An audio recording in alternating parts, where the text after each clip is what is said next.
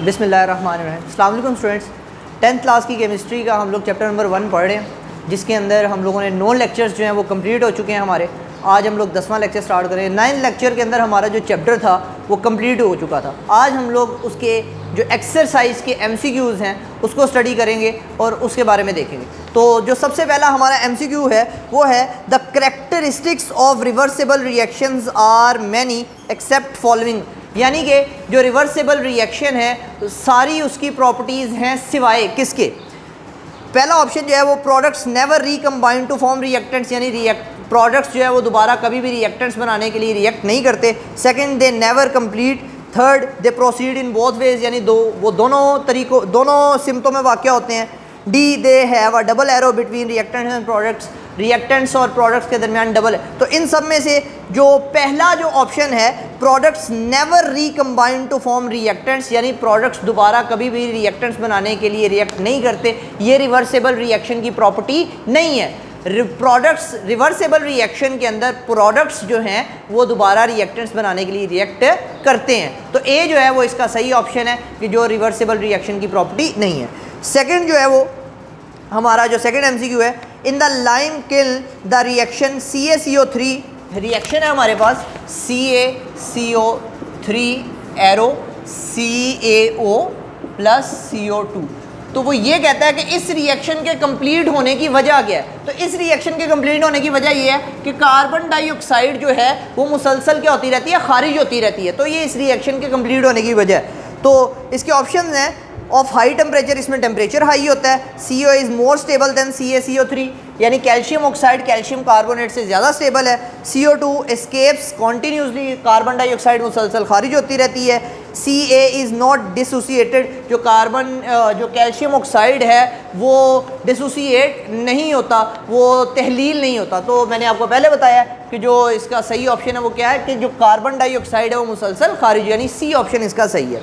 For the reaction, एक reaction उसने, third question जो है हमारा, उसने एक रिएक्शन दी है 2A plus B double arrow 3C। तो वो कहता है इसके लिए इक्विलिब्रियम कांस्टेंट की जो एक्सप्रेशन है वो निकाले। तो हम लोग निकाल सकते हैं, हम लोगों को पता है। ऊपर आप लोगों ने प्रोडक्ट्स लिखने हैं, प्रोडक्ट्स की मोलर कंसंट्रेशन, जो इसका कोफिशिएंट है उसको आपने पावर बना देना है। A नीचे रिएक्टेंट्स, A की मोलर कंसंट्रेशन इंटू B की मोलर कंसंट्रेशन। A का कोफिशिएंट 2 है तो आपने पावर बना, B के साथ कुछ नहीं है तो एज इट इज। तो ये इसकी इक्विलिब्रियम कांस्टेंट एक्सप्रेशन है। तो ये हमारे पास इसका जो सही आंसर है वो है डी। थर्ड क्वेश्चन का सही आंसर है डी। चौथा जो हमारे पास फोर्थ MCQ है, when a system is eight equilibrium state, जब एक सिस्टम इक्विलिब्रियम की हालत में होता है तो क्या होता है। The concentration of reactants and products become equal, reactants और जो प्रोडक्ट्स हैं उनकी कंसंट्रेशन इक्वल हो जाती है। नहीं, ऐसा नहीं होता। The opposing reaction stop, forward और रिवर्स रिएक्शन जो है स्टॉप हो जाते हैं। नहीं, ऐसा भी नहीं होता। The rate of the reverse reaction becomes very low, जो फॉरवर्ड रिएक्शन है उसका रेट स्लो हो जाता है। ऐसा भी नहीं होता। The rates of forward and reverse reactions become equal, जो फॉरवर्ड रिवर्स रिएक्शन है उसका रेट बराबर हो जाता है। ये हमारा सही ऑप्शन है डी, यानी इक्विलिब्रियम के अंदर फॉरवर्ड और रिवर्स रिएक्शन का रेट क्या हो जाता है, बराबर हो जाता है। फिफ्थ जो MCQ है, which one of the following statement is not correct about active mass. Active mass के बारे में कौन सी स्टेटमेंट ट्रू नहीं है। पहली statement, rate of reaction is directly proportional to active mass, ये तो ट्रू है। Second, active mass is taken in molar concentration, active mass को मोलर कंसंट्रेशन में ही लेते हैं, ये भी ट्रू है। Active mass is represented by square bracket, active mass को स्क्वायर ब्रैकेट के जरिए रिप्रेजेंट करते हैं, ये भी ट्रू है। Fourth, active mass means total mass of substance, ये गलत है। एक्टिव मास का मतलब कभी भी एक्टिव मास जो होता है वो टोटल मास ऑफ सब्सटेंस नहीं होता। ये स्टेटमेंट क्या है, गलत है। छठा MCQ, when the magnitude of Kc is very large. तो 9th लेक्चर के अंदर ही हम लोगों ने पढ़ा है कि अगर जो Kc है उसकी वैल्यू क्या आ जाए, बहुत बड़ी आ जाए, तो इसका मतलब ये होता है कि रिएक्शन ऑलमोस्ट कंप्लीट हो चुका है और रिएक्शन के अंदर जो प्रोडक्ट्स हैं वो ज़्यादा मिकदार में मौजूद हैं और रिएक्टेंट्स ऑलमोस्ट ना होने के बराबर है। तो इसका जो सही ऑप्शन है, reaction mixture consist of almost all products, यानी रिएक्शन मिक्सचर जो है उसमें तकरीबन सारे के सारे क्या होते हैं, प्रोडक्ट्स होते हैं। ये इसका सही आंसर है। 7th MCQ, when the magnitude of KC is very small, जब केसी की वैल्यू स्मॉल होगी तो हम लोगों ने 9th लेक्चर के अंदर ही पढ़ा था कि अगर केसी की वैल्यू स्मॉल हो तो इसका मतलब ये है कि रिएक्शन स्टार्ट होते साथ ही किस में चला गया, इक्विलिब्रियम में, यानी उसके अंदर जो रिएक्टेंट्स हैं वो बहुत ज़्यादा मिकदार में मौजूद है जबकि प्रोडक्ट्स ना होने के बराबर हैं। तो इसका जो करेक्ट आंसर है वो है the amount of products is negligible. Fourth option जो है कि जो अमाउंट ऑफ प्रोडक्ट्स है वो ना होने के बराबर है, उसको हम लोग नेग्लेक्ट कर सकते हैं, वो नेग्लिजिबल है। 8वां, reactions which have comparable amount of reactants and products at equilibrium state have, वो रिएक्शंस जिनमें जो रिएक्टेंट्स और प्रोडक्ट्स की मिकदारें जो है वो कंपेरेबल होती है, उनमें केसी की वैल्यू क्या होती है। तो हम लोगों ने 9th लेक्चर के अंदर ही पढ़ा था कि केसी की मिकदार अगर मॉडरेट हो, ना ज़्यादा बड़ी हो तो ना ज़्यादा छोटी हो, तो उसमें रिएक्टेंट्स और प्रोडक्ट्स की जो मिकदारें होती हैं वो कंपेरेबल हो। तो हमारा जो सही आंसर है वो है C, option C, moderate KC value. 9th जो MCQ है, at dynamic equilibrium, dynamic equilibrium की हालत में क्या होता है, the reaction stops to proceed, reaction रुक जाता है, नहीं। The amount of reactants and products are equal, reactants और प्रोडक्ट्स इक्वल हो जाते हैं, ऐसा नहीं होता।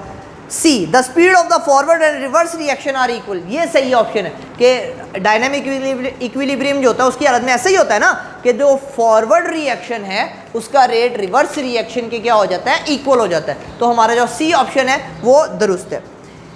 In an irreversible reaction dynamic equilibrium, dynamic equilibrium irreversible reaction के अंदर होता ही नहीं, ये प्रॉपर्टी है ही रिवर्सिबल रिएक्शन की, इरिवर्सिबल रिएक्शन की ये प्रॉपर्टी नहीं है। तो जो इरिवर्सिबल रिएक्शन में डायनामिक इक्विलिब्रियम है वो पहला ऑप्शन सही है, नेवर इस्टेब्लिश, कभी भी इस्टेब्लिश नहीं होता, कभी भी कायम नहीं होता।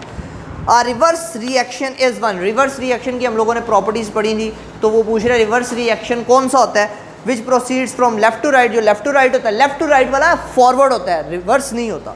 In which reactants react to form products, reactant जिसमें प्रोडक्ट्स बनाते हैं वो फॉरवर्ड होता है, रिवर्स नहीं होता। विच स्लोज डाउन ग्रेजुअली, जो आहिस्ता आहिस्ता स्लो होता है, आहिस्ता आहिस्ता स्लो होने वाला भी कौन सा है, फॉरवर्ड, रिवर्स नहीं है। विच स्पीड्स अप ग्रेजुअली, तो रिवर्स रिएक्शन स्पीड्स अप होता है, आहिस्ता आहिस्ता क्या होता है, स्पीड अप करता है, आहिस्ता आहिस्ता उसकी रफ्तार तेज़ होती। तो ये ऑप्शन जो है वो सही है, यानी डी ऑप्शन जो है वो हमारे जो MCQ नंबर 11 है उसका डी ऑप्शन सही है। 12 MCQ, nitrogen and hydrogen were reacted together to make ammonia, यानी N2 + 3H2 2NH3, और इसके लिए Kc की वैल्यू क्या है, 2.86 मोल -2 डेसीमीटर 6। तो ये उसने एक रिएक्शन दिया, वो पूछता है इस रिएक्शन के मिक्सचर जो है उसमें क्या क्या होगा। तो हम लोगों को ये बताएगा Kc की वैल्यू, Kc की वैल्यू 2.86, यानी एक मॉडरेट वैल्यू है, ना बहुत बड़ी है ना बहुत छोटी है। अगर Kc की वैल्यू मॉडरेट हो तो फिर उसके अंदर रिएक्टेंट्स भी होते हैं और प्रोडक्ट्स भी होते हैं, यानी जो रिएक्शन मिक्सचर होगा उसके अंदर नाइट्रोजन भी होगा, हाइड्रोजन भी होगा और अमोनिया भी होगा।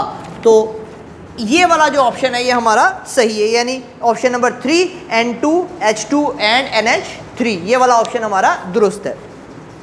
लास्ट MCQ है जी, for a reaction between PCl3 and PCl2 to form PCl5 the units of KCr,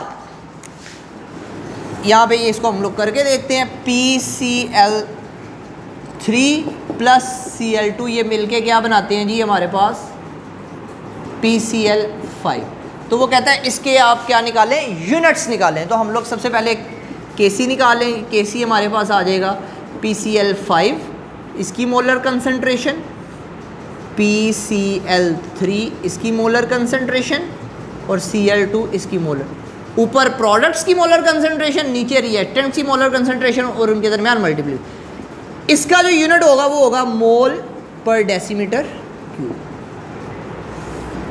इसका यूनिट मोल पर डेसीमीटर क्यूब डॉट, इसका यूनिट मोल पर डेसीमीटर क्यूब। ये मोल पर डेसीमीटर क्यूब इस मोल पर डेसीमीटर क्यूब के साथ कैंसिल हो गया, हमारे पास बचा Kc बराबर आ गया 1/मोल पर डेसीमीटर क्यूब। अब मैथमेटिक्स के रूल के मुताबिक जब हम इसको ऊपर लेके जाएंगे तो मोल की पावर +1 है, ये हो जाएगी मोल की पावर -1, और डेसीमीटर क्यूब की डेसीमीटर जो है उसकी पावर -3 है, तो ये ऊपर जाके हो जाएगी डेसीमीटर की पावर 3। तो ये यूनिट आ जाएंगे इस रिएक्शन के लिए, यानी पर मोल और डेसीमीटर क्यूब। हमारा ऑप्शन नंबर जो बी है पर मोल पर डेसीमीटर क्यूब, वो सॉरी ऑप्शन नंबर जो सी है पर मोल और डेसीमीटर क्यूब, ये हमारा ऑप्शन इसके लिए दुरुस्त है। तो आज हम लोगों ने जो एक्सरसाइज थी उसके सारे MCQ सॉल्व किए हैं। ये आज का हमारा लेक्चर था। Thank you.